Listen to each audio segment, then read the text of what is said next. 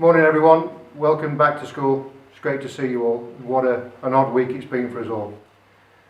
I know at home you'll be working hard, working on class charts and communicating with your staff, but I just wanted to say how much we're missing you, how difficult it is not having you here, and we recognise how difficult it is at home for you.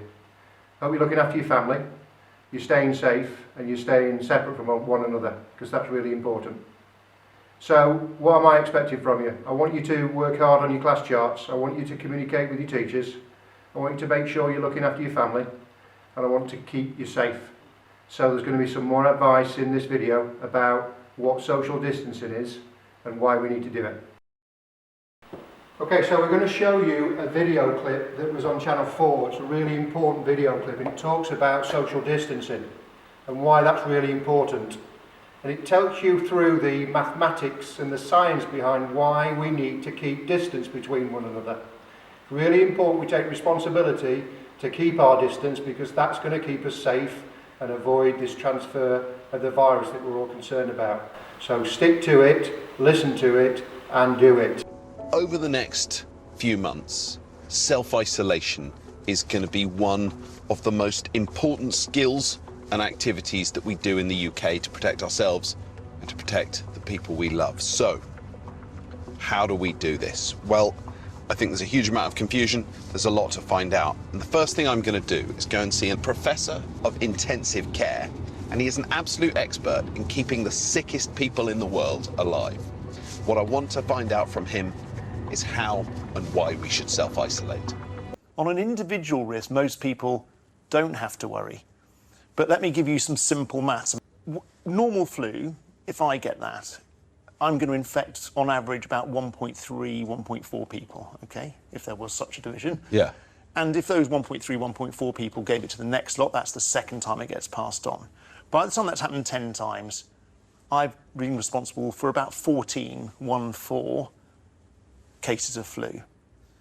This coronavirus is very, very infectious, so every person passes it to 3. Now that doesn't sound like much of a difference, but if each of those 3 passes it to 3, and that happens at 10 layers, I have been responsible for infecting 59,000 people. Now, I actually wasn't on top of that maths when you were doing that. Okay, that did come as a shock, yeah. Right. Now most people are going to feel a bit pokey, or not very pokey, and be just fine, but they will have spread it around.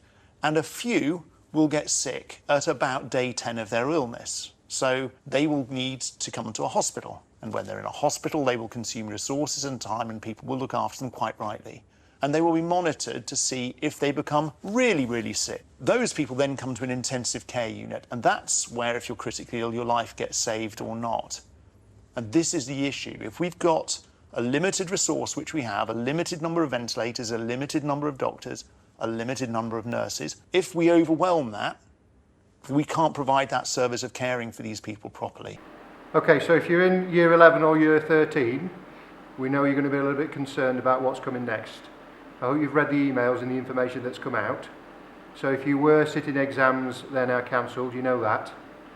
Teachers and the exam boards are working together to estimate your grades, and then those grades will be confirmed and you'll get a grade awarded to you in July, so don't worry.